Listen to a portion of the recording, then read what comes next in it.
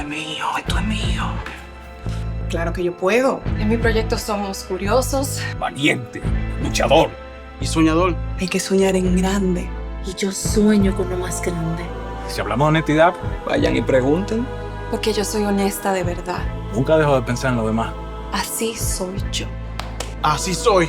porque yo soy de aquí. De aquí. Y por eso, Yo soy invencible.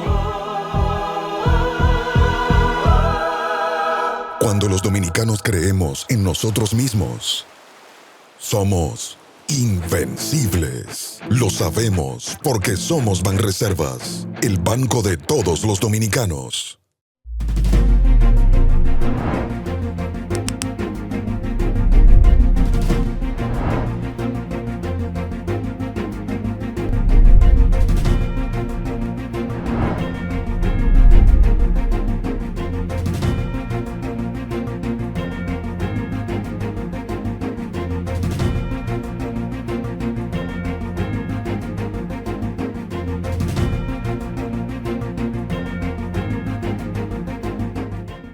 Bienvenidos amigos a esta entrega de reseñas, el podcast.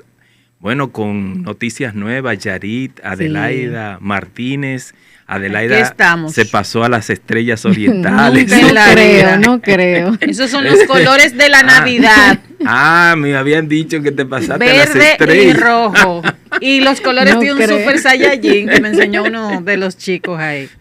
Ay. ¿Y en qué está el Licey, por cierto?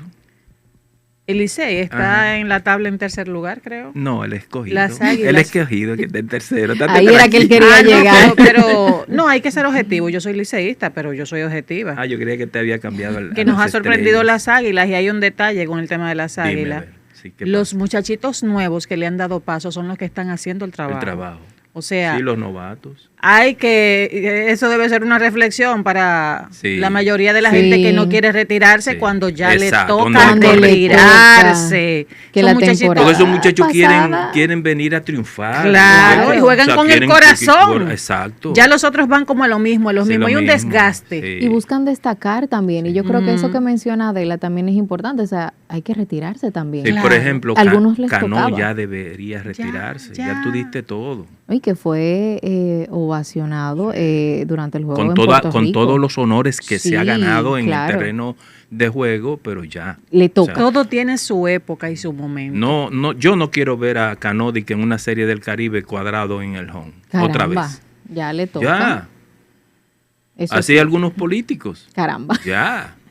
¿Qué pasó? En Debieron todos los- salir hace mucho. En ya. todos los escenarios de la vida. Tema de la semana, Ujú. jóvenes. Sí. La sentencia del Tribunal Constitucional que declara admisible una demanda que se le interpuso respecto a una ley en las Fuerzas Armadas y en la Policía Nacional que penalizaba la homosexualidad Dentro de las en filas. esas instituciones. Ya eso no debe ser. Ha generado todo un debate. Ujú. Y yo pienso que el Tribunal Constitucional trabajó bien, hizo bien en declarar la inconstitucionalidad Exacto. de esas dos leyes que regían esa situación, porque esos son tradiciones Claro. en las Fuerzas Armadas y en la policía que ya deben dejarse atrás. ¿Por qué? Por un aspecto, Adelaida, fundamental en eso. Los derechos fundamentales. El Tribunal Constitucional está erigido donde quiera que opera para ver la constitucionalidad de las leyes y preservar los derechos fundamentales. Exacto. Entonces, un derecho fundamental de todo ser humano es la elección que tú quieres tomar respecto a tu sexualidad. Que es algo Claro. individual y personal. individual y Nadie personal. debe Y condenarlo. que su vida privada en la institución tienen un rol, pero en su vida privada y a puertas cerradas es otro. Y Sí. hasta discriminatorio. Claro. Entonces- Porque yo no veo a nadie condenando a X o Y persona por ser heterosexual. Que cada quien Exacto. tenga el derecho a elegir lo que le dé la gana en su real vida. Correcto. Y el Tribunal Constitucional lo que hizo fue preservar un derecho fundamental a las personas que tienen inclinaciones homosexuales, sea hombre o sea mujer. Eso lo que hace es que dignifica esa decisión del Tribunal Constitucional. Claro. Porque en las Fuerzas Armadas y en la policía no se puede perseguir a una persona porque sea homosexual, ni porque sea lesbiana. ¿En qué sentido? Porque, yo ponía un ejemplo fuera de la conversación en línea, y es el siguiente: un oficial o un raso subalterno es homosexual. Lo que tú no puedes utilizar, tu preferencia sexual, para estar contraviniendo la disciplina en los cuarteles, Exacto. sean policiales o militares. Claro. O esa posición a afectar esa disciplina. Para eso hay reglamentos y hay disciplinas en las instituciones. Pero perseguirte directamente mediante una ley para limitar tu inclinación sexual, bien derogado. La iglesia- Bien derogado. Conociendo las entrañas de esa institución, de la Policía Nacional y de las Fuerzas Armadas, el daño que se le hace a quien tenga un rango más bajito, pueden hacerle cualquier daño Claro. a cualquier muchacho o muchacha que esté ahí haciendo vida sin padrinos. Y la iglesia Porque católica. eso es así, la igle- lamentablemente. Y la iglesia católica no se hizo esperar, y no solo la iglesia católica, sino otros grupos religiosos. Cristianas protestantes. Exacto, quienes salieron. Las menos indicadas. Exacto, salieron a calificar la decisión del tribunal como desafortunada. Las iglesias todas, Ujú. incluyendo a la que yo pertenezco, que es la católica, deberían hacer silencio con eso. Pero claro. Porque bastantes Casos. casos de padres, sacerdotes, para que la gente lo entienda, sacerdotes y activistas, ¿cómo que se llaman? Pastores. Los pastores Los pastores. evangélicos y pastores evangélicos, abusadores sexuales y depredadores. Eso es cierto. Entonces, eso no se ve. Y el, Eso no se ve. y el pecado no solo es ese, sino que la iglesia históricamente ha ocultado esos casos. ¿Qué? Exacto. ¿Haciendo qué? Bueno, la película Primera Plana, que es un caso real que yo Exacto. invito a que la vean, Sí. invita cómo históricamente la iglesia, cuando ocurría algún ruidito de algún padre abusando de niños o niñas, lo trasladaban a Ujú. otro pueblo. Ni siquiera lo sacaban de la iglesia. Así que es la menos indicada para hablar de ese tema es la iglesia católica Ahí. y también la evangélica. Adelaida, hay otro tema también esta semana que resonó bastante y es un informe publicado por Amnistía Internacional, quienes aseguran que la migración haitiana no colapsa el sistema de salud en República Dominicana. ¿Qué le parece? Porque Bueno. eso es una declaración para tomar primera plana en los medios internacionales, para seguir justificando sus emolumentos que le salen a Amnistía Internacional de diferentes fuentes, principalmente de estos países que pagan una cuota anual a las Naciones Unidas, que es de donde depende Amnistía Internacional, para que pueda sostenerse el multilateralismo que funciona a nivel mundial, y ellos quieren justificar eso.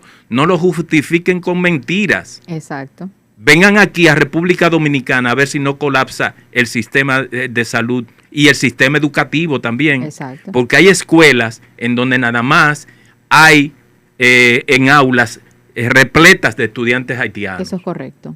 Y entonces usted va a decir que nosotros estamos, en este país se está inventando. Vaya a las escuelas, principalmente a las escuelas de la De frontera. la frontera. Y ni tanto en la frontera, aquí mismo, en el Distrito Nacional, tú vas a escuelas que están en la periferia, en el Gran Santo Domingo, que tú vas a ver llenas de haitianos. ¿Se le va a negar la educación a esos niños? No. No. Yo no estoy de acuerdo que se le niegue, pero usted está hablando mentira. Hable con realidad, con la realidad, que están desbordando el sistema educativo y el sistema de salud de la República Y Dominicana. por eso el gobierno también se vio obligado a tomar medidas. Bueno, Eso es así. nosotros terminamos estos comentarios. Hay muchísimos otros temas también en la agenda, pero vamos a hacer una pausa y venimos con una entrevista muy importante respecto al tema de la vivienda en la República Dominicana. El ministro de Vivienda, el señor Carlos Bonilla. Esto es mío, esto es mío. Claro que yo puedo. En mi proyecto somos curiosos. Valiente, luchador. Y soñador. Hay que soñar en grande. Y yo sueño con lo más grande. Si hablamos de honestidad, Vayan y pregunten. Porque yo soy honesta de verdad. nunca dejo de pensar en lo demás. Así soy yo. Así soy. Porque yo soy de aquí. De aquí. Y por eso Yo soy invencible. Cuando los dominicanos creemos en nosotros mismos, somos invencibles. Lo sabemos porque somos Banreservas, el banco de todos los dominicanos. Si de algo saben las abejas, es de flores. Hay de todo tipo y para todos los momentos. Lo importante no es solo su color, tamaño o forma, sino lo que hace sentir cada una. Y para esos sentimientos trabajan. Igual que el Banco Central, que trabaja para hacer florecer la economía y que sientas estabilidad. Para ese sentimiento de crecimiento y desarrollo. Para que la primavera llegue a todos los sectores y los planes de muchos den grandes frutos. Banco Central de la República Dominicana. Trabajando por una estabilidad que se siente.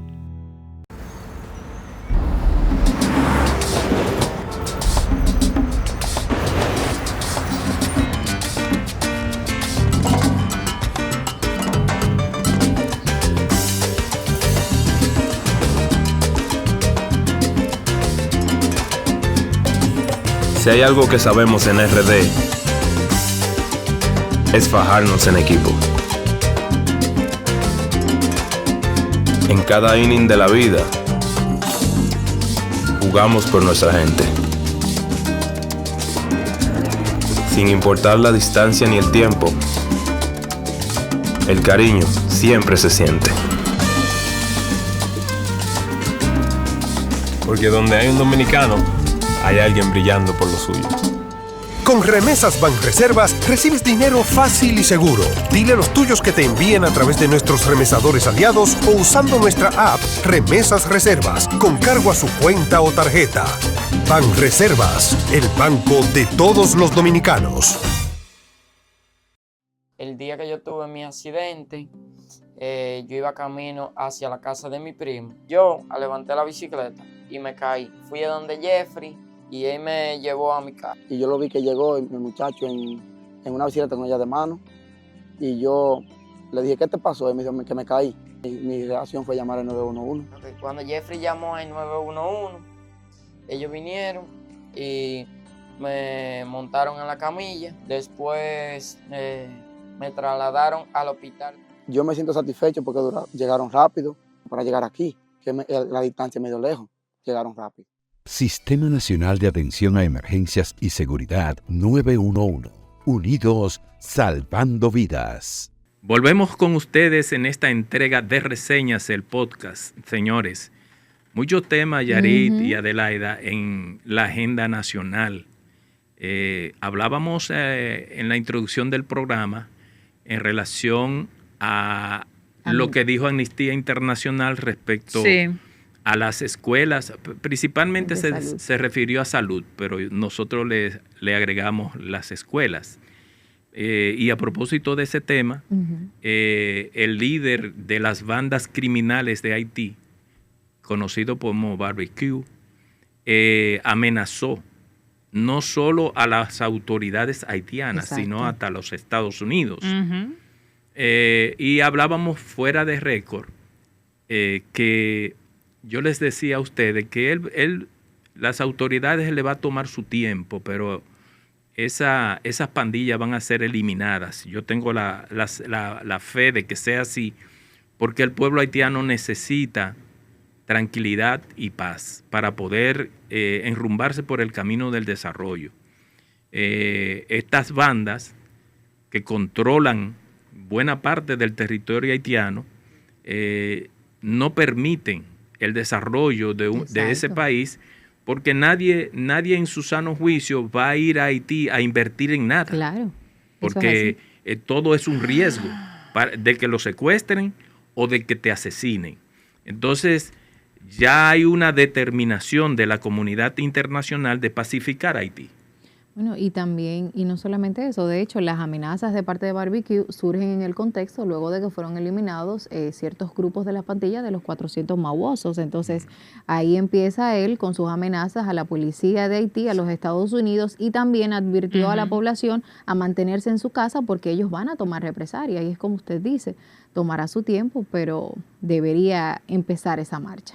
Ojalá la comunidad internacional, y que es lo que siempre ha abogado el gobierno dominicano, preste atención en lo que está pasando en Haití y no en las cosas que son de plena soberanía de República Dominicana, como es administrar bien sus recursos y regular una mano de obra extranjera y regular quién entra y quién sale de aquí. El presidente Abinader se manifestó ante ese tema que siempre nos ocupa y siempre nos preocupa cuando le preguntaron sobre la situación que está pasando en Haití y lo que ha dicho Rafael sobre las amenazas de este señor que siempre sale a relucir. Yo creo que se manejó bien, porque a veces las pasiones con este tema invitan a muchos a ser muy emocionales. Dijo que tiene información estratégica y que están en constante monitoreo de la situación en Haití y que saben qué es lo que está pasando. Claro. Así que yo entiendo que esa comunidad internacional que siempre nos ha tirado con el tema haitiano y nosotros sabemos cuál es el propósito, debe abordar otro enfoque y tratar de que las cosas se resuelvan allá, porque siempre nos quieren dar donde no deben darnos. Pero es increíble, Yarit, Adelaida, amigos que nos escuchan, que Haití haya retrocedido 4 o 5 siglos atrás. Increíble. En lo que tiene que ver con estabilidad. Yo recordando la decisión de las despoblaciones en la parte noroeste de la República Dominicana, donde está Montecristi y toda esa zona, que fueron dispuestas por el entonces Antonio Osoria, en 1605, 1606, esas despoblaciones que fueron las que marcaron el hecho, en la práctica, el que haya en esta isla 2 estados. ¿Por qué? Porque los filibusteros y bucaneros que ocupaban la isla Tortuga en ese tiempo asediaban a las poblaciones criollas, no dominicanas, criollas, que había en Montecristi, Dajabón y toda esa zona más allá de la frontera, porque todo eso pertenecía al Santo Domingo. Y al decidir las despoblaciones en 1605, 1606, que trasladan toda esa gente que vivía ahí y se conforman los poblados de Monteplata, Vallaguana, con esas familias que vivían en esa zona, dejaron eso despoblado, lo cual fue una decisión descabellada y que creó el caldo de cultivo, creó las condiciones para que esos que estaban en las Islas Tortuga se creyesen que eso era tierra de nadie. Y parte de esos filibusteros, que algunos eran ingleses y otros franceses, se estacionaran en esa parte de la isla. Y desde entonces eso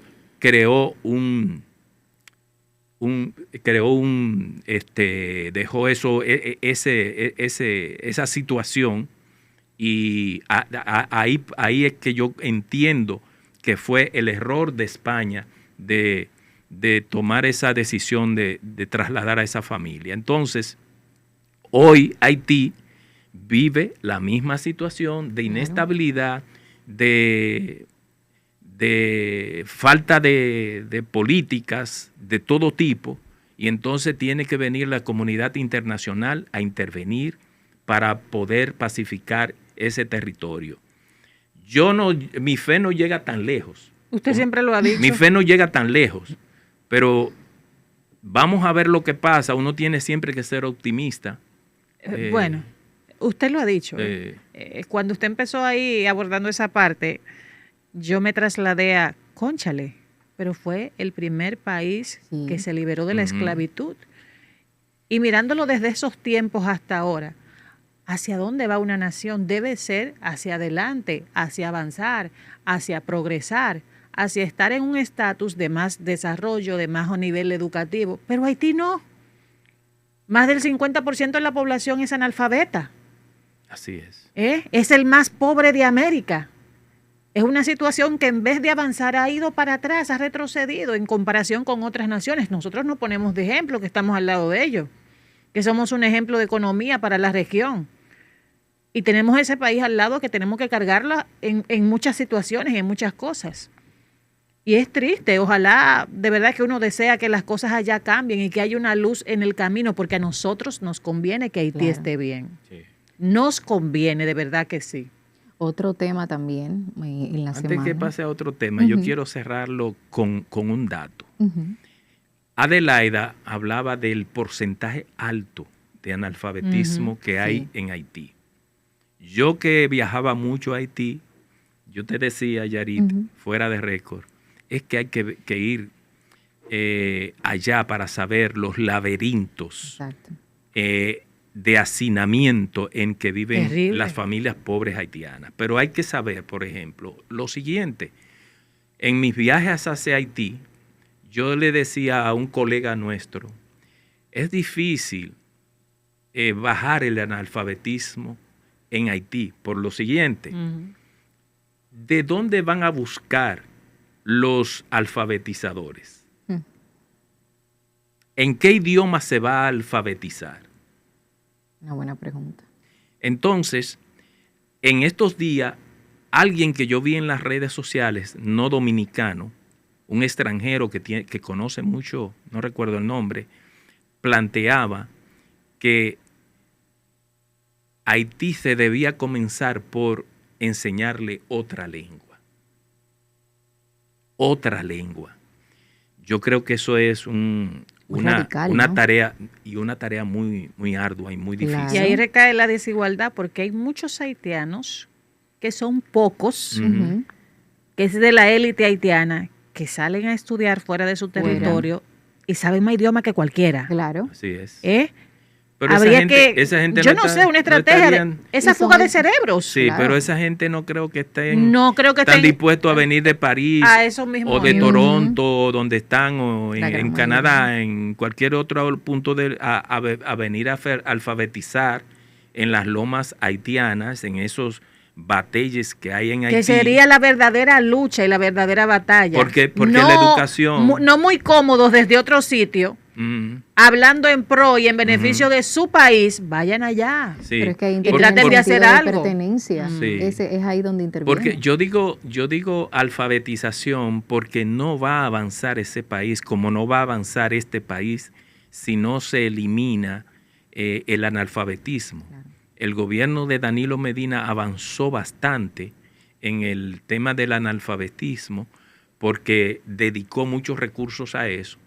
Y hay que reconocerle que dedicó un tiempo en el tema de la alfabetización y avanzamos. Nosotros bajamos un poco el nivel de analfabetismo en el país porque la educación es la que saca a los pueblos de la ignorancia. Es lo único que Haití transforma. No va a avanzar con ese tema tan de analfabetismo tan alto.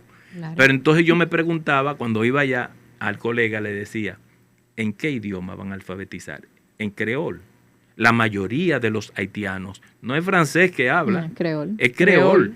Es un dialecto que vino de África y ellos lo mezclan con el francés, pero es un dialecto que incluso, fíjense que los militares que vinieron de África para poder enfrentar las pandillas, hablan también un dialecto y no es el mismo que hablan los haitianos. Es muy difícil.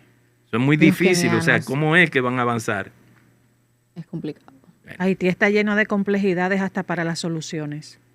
Sí, las posibles soluciones. Sí, es muy difícil porque fue que sacaron, cuando decidieron las colonias española, francesa, inglesa, cuando decidieron arrancar de su territorio a los africanos que trajeron como esclavos, en los años 1500, final de 1400, 1500, 1600, 1700, fueron 4 siglos de esclavismo, de un negocio triangular que ellos pusieron en marcha. Cuando decidieron eso, no estaban pensando en 4 siglos más allá. La forma tan violenta también en la que fueron sacados de sus lugares también, eso también tiene mucho que ver, usted me dirá también, en la forma en la que piensa ahora la generación también de Haití, porque eso viene desde sus orígenes. Exacto.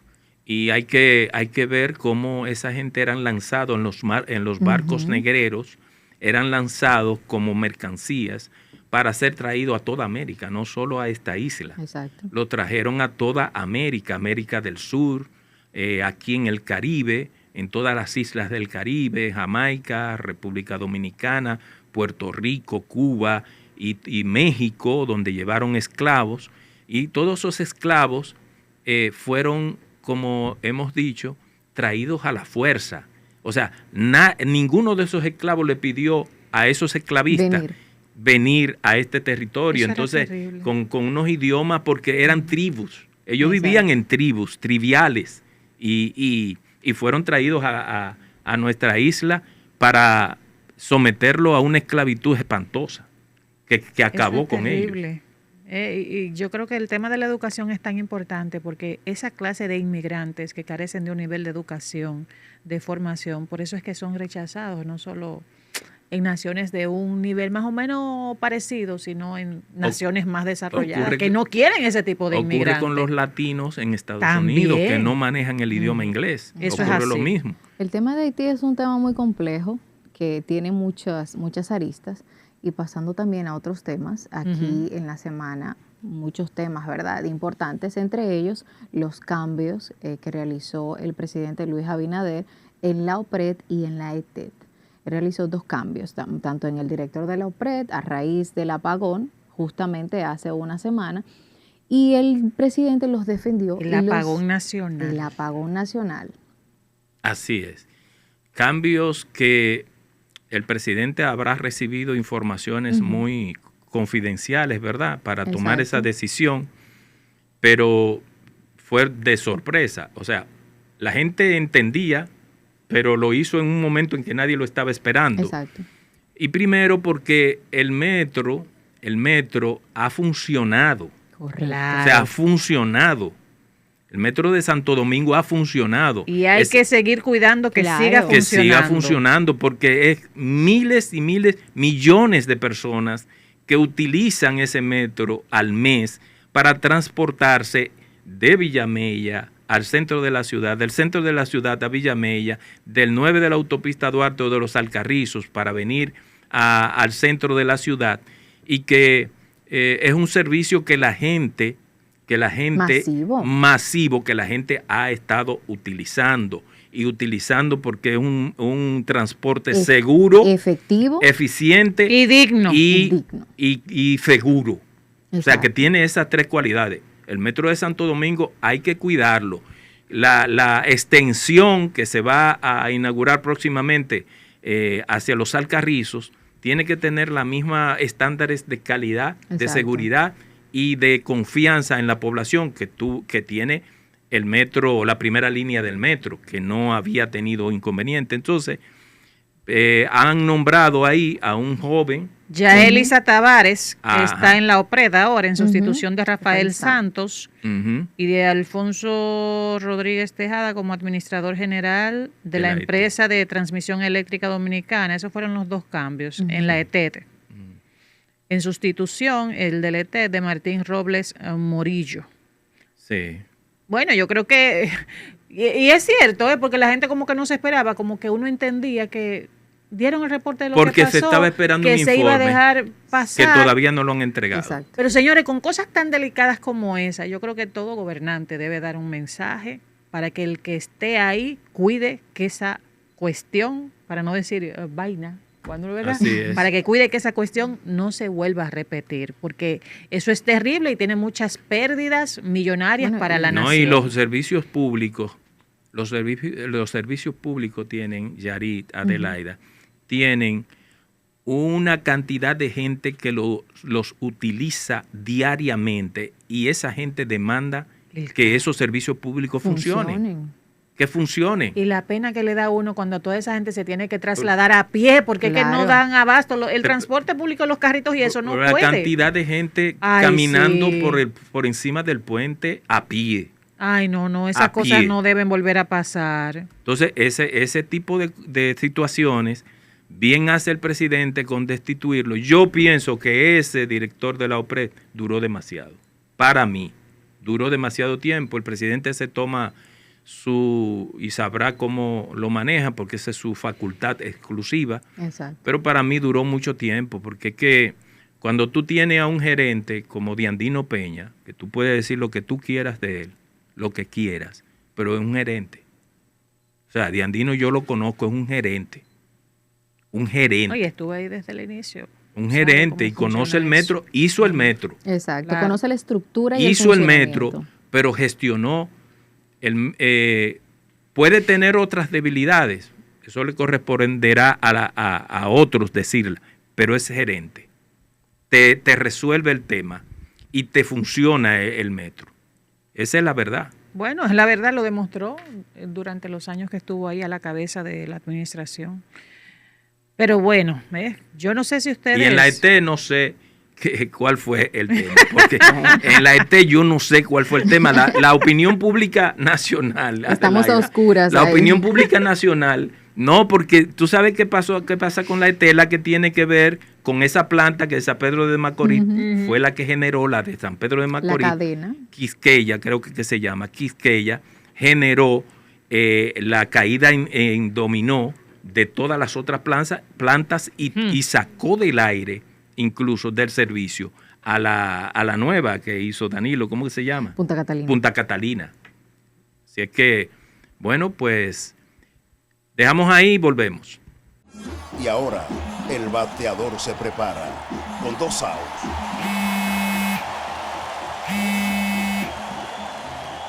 Hola. Hola, me habla el señor González. Ajá.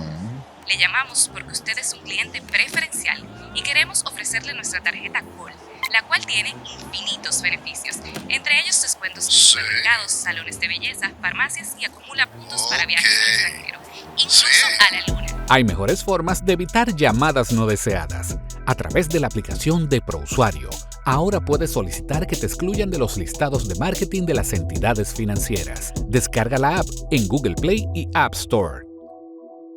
Solo tiene que indicarme dónde le enviamos el plástico de su tarjeta. No me diga. Cada hogar tiene un espacio especial que disfrutamos. Juan ama llegar y ver el juego con su hijo en la sala. Lo de María es leer con su cafecito en la galería. Y la cocina es el lugar donde la familia crea y comparte recuerdos en cada plato. Detrás de esos momentos que disfrutamos hay una gran historia. Fueron muchas horas de entrega de Juan en el negocio, años en los que María trabajó con paciencia y dedicación como profesora, y tiempo donde juntos trabajaron por lo que tienen hoy. Cada logro es valioso. Cuida lo que has construido. Asegura tu hogar. Protege tu esfuerzo. Con nuestros seguros de vivienda, Seguros Reservas, respaldamos tu mañana. Ya Pintura cambió, una importante obra de infraestructura que ha sido llevada a cabo en tiempo récord por el Ministerio de Obras Públicas y la firme voluntad del presidente Luis Abinader. Todos los viajeros del sur, los usuarios de Santo Domingo Oeste, La Luperón y Prolongación 27 de febrero van a beneficiarse de una solución vial moderna, bien construida y sobre todo funcional. Presidencia de la República Dominicana, Ministerio de Obras Públicas y Comunicaciones.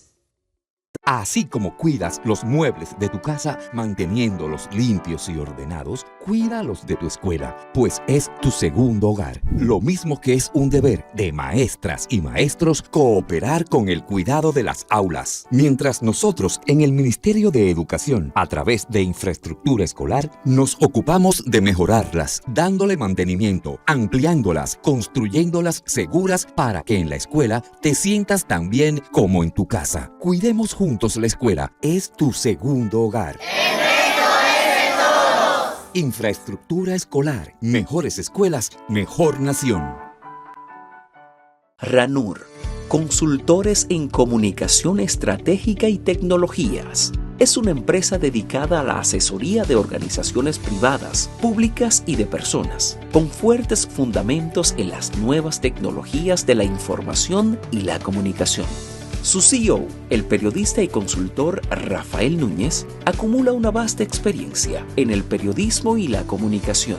RANUR es una agencia en capacidad de construir, mejorar y perfilar una imagen robusta a sus relacionados.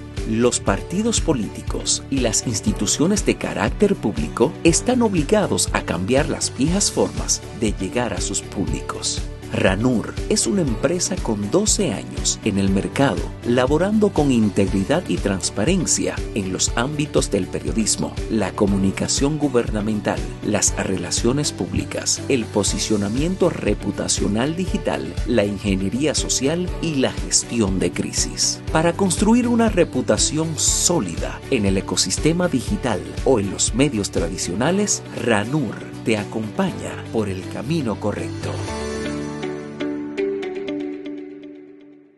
Gracias por seguir con nosotros en esta entrega de Reseñas, el podcast. Yarit, Adelaida, tenemos una entrevista importante aquí para conversar sobre el tema de vivienda en la República Dominicana, que es un tema que siempre ha preocupado a los que están en el mundo de la construcción y a quienes no están, como los políticos que se ocupan de darle vivienda a las familias que no tienen acceso a ella. Tenemos acá el honor de presentar al ingeniero Carlos Bonilla, ministro de Energía y de Vivienda.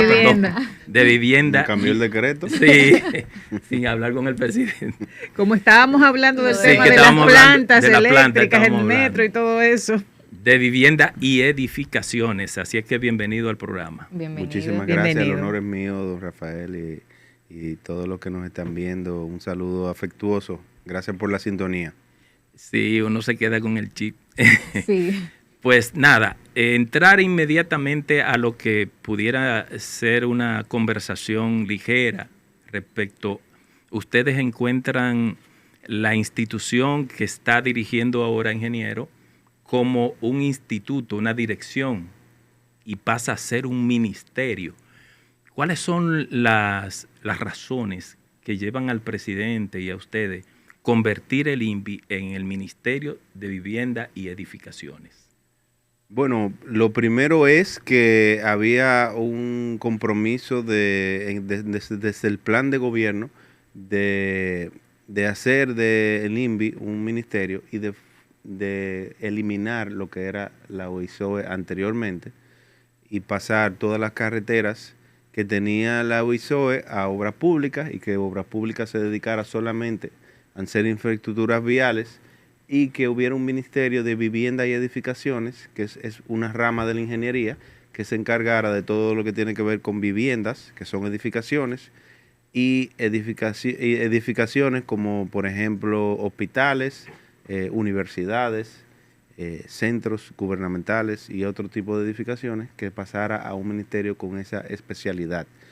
Las escuelas, por la razón de que el 4% para la educación constitucionalmente manda el mandato, valga la redundancia, a que sea el Ministerio de Educación que haga las escuelas, que salga de ese presupuesto, pues nosotros no hacemos las escuelas por esa sola razón.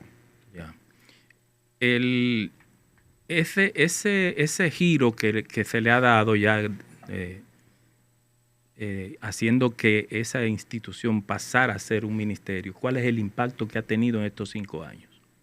El impacto que ha tenido es significativo.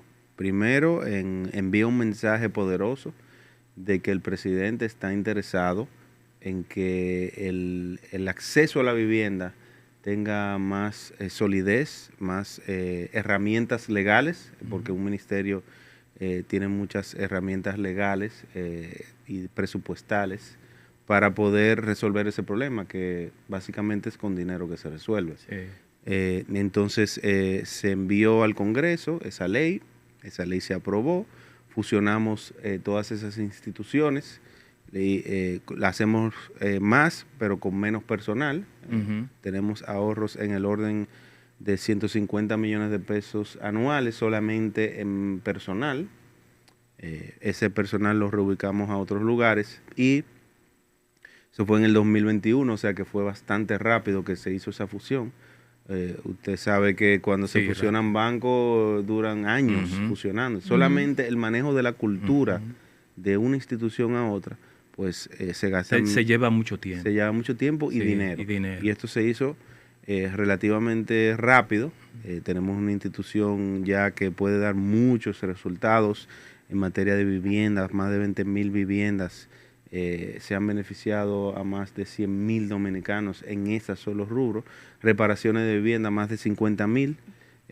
Hablando de casi 250,000 dominicanos beneficiados en esa materia de reparaciones de vivienda.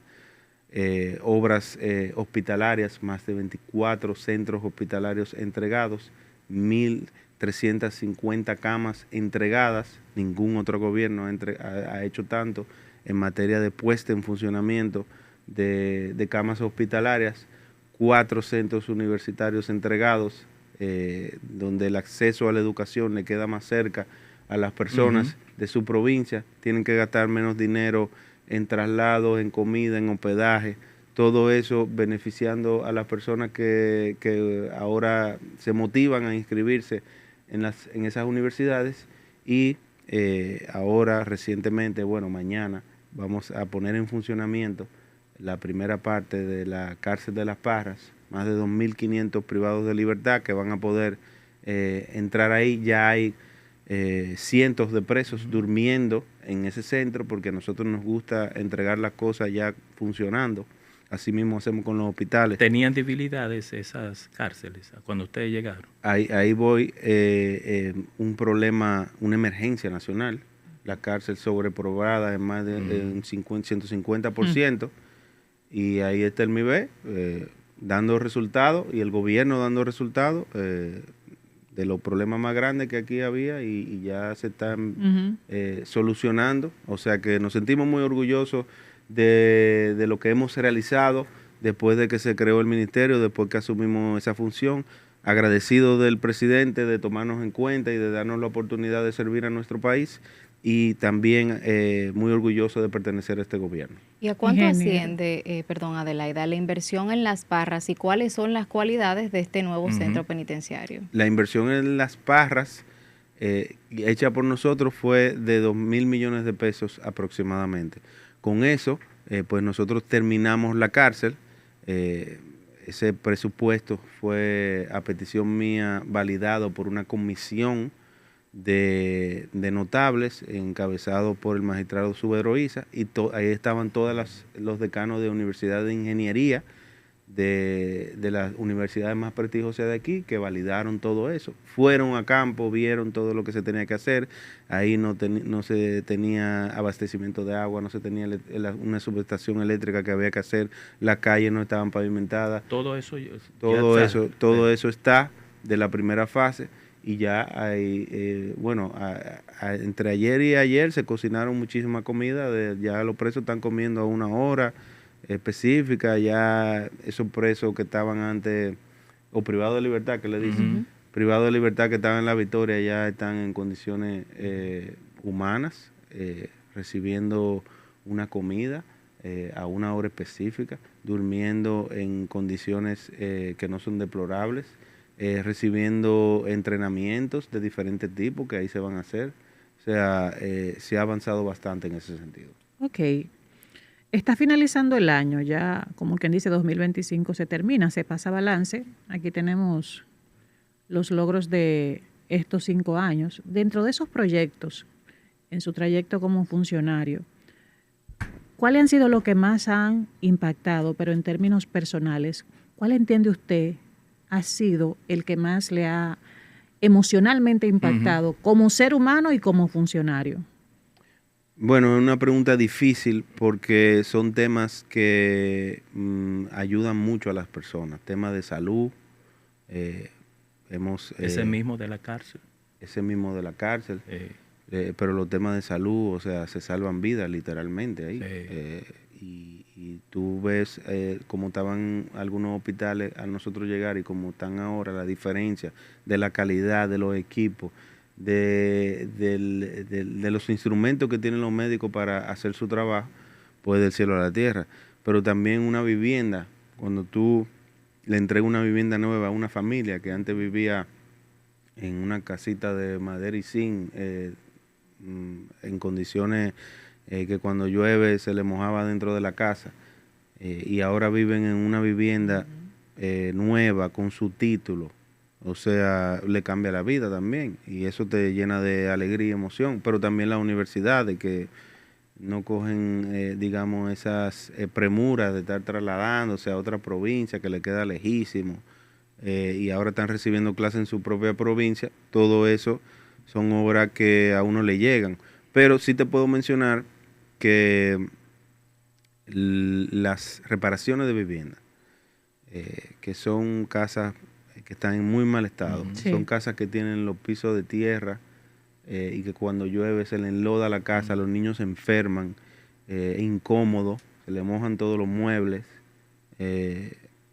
hay una parte de salud importante ahí, y cuando tú le repares a la casa, le pones el techo de cemento, el piso de cemento, le pones el techo, le arregla las Que hay paredes. mucha gente, ingeniero, que cree que todavía no hay familias que viven en esas condiciones infrahumanas, pisos de tierra todavía. Entonces, tú le arreglas esa casa.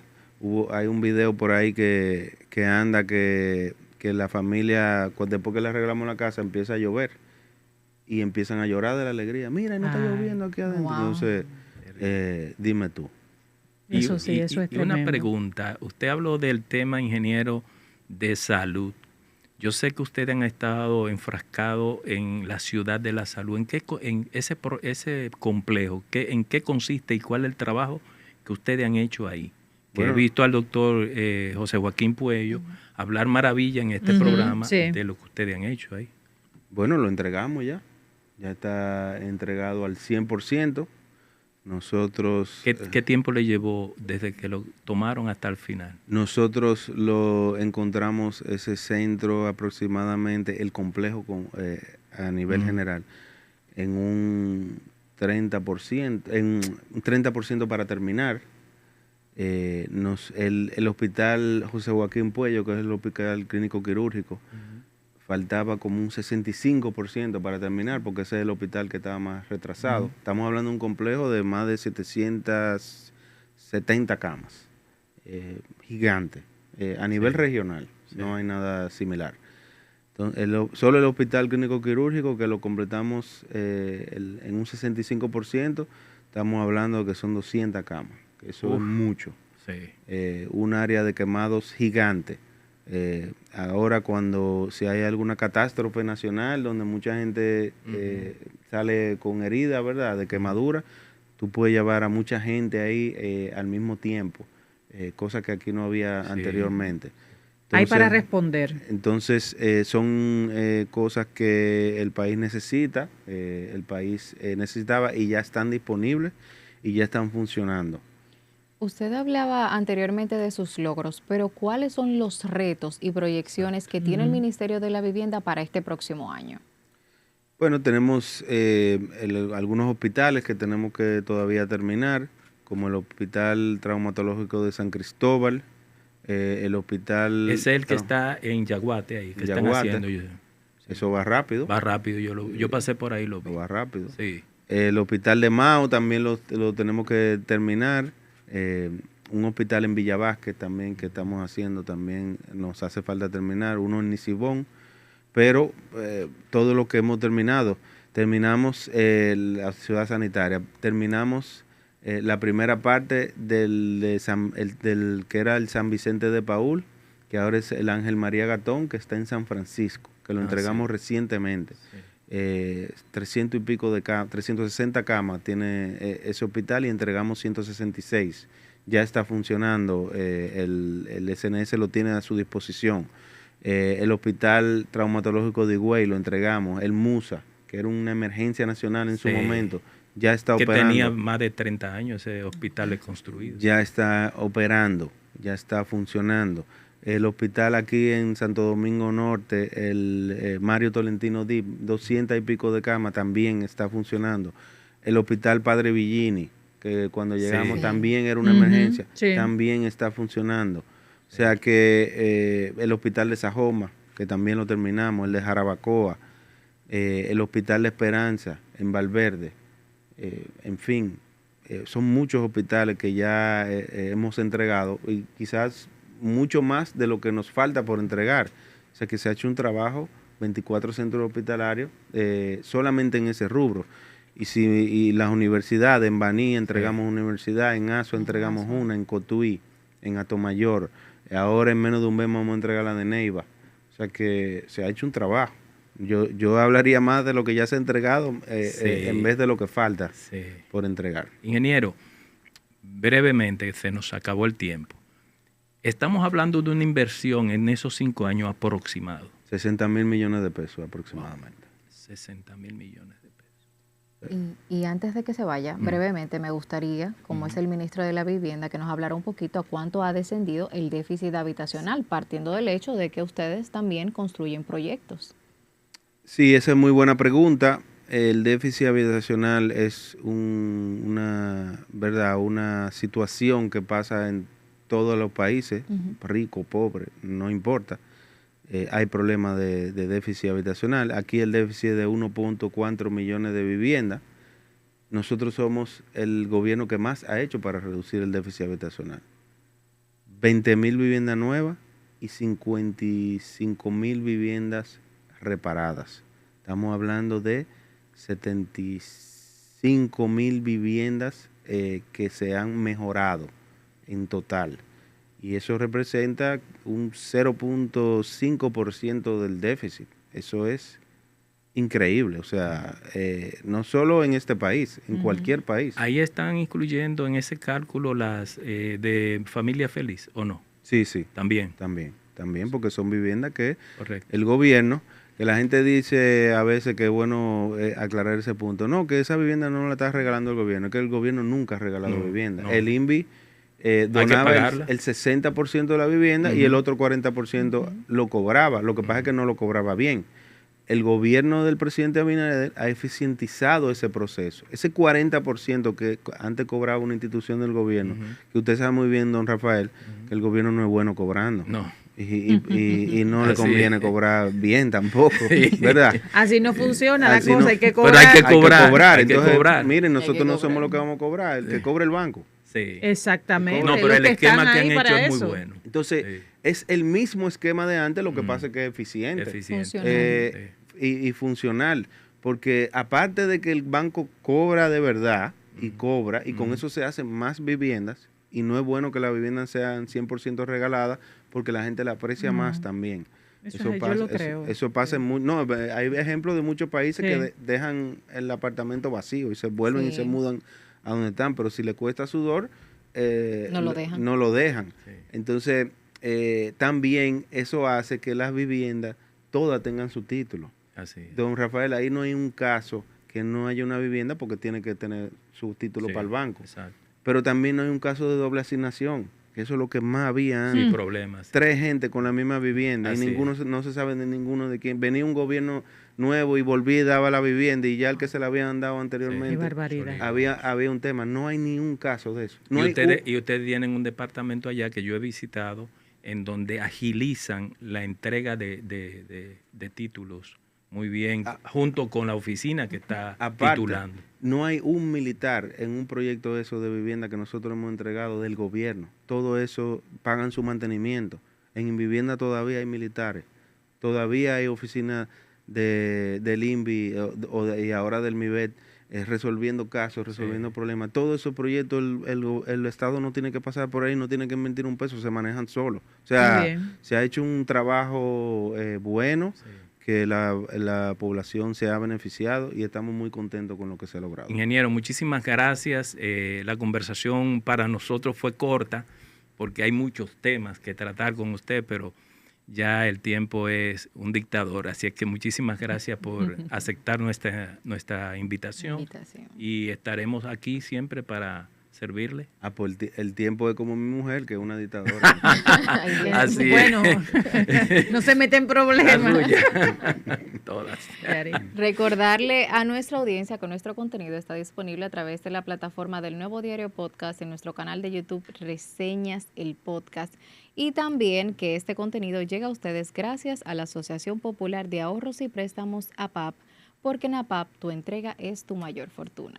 Gracias, muchas gracias al ingeniero Morillo, gracias a la audiencia. Bonilla. Pero ¿qué está pasando? ¿Qué es lo que no está pasando? No. Muchas gracias por ustedes, ilustrarnos con esos datos importantísimos para el país. Gracias a ustedes por estar como cada fin de semana con este espacio, Reseñas el Podcast. Feliz resto del fin de semana. Bien.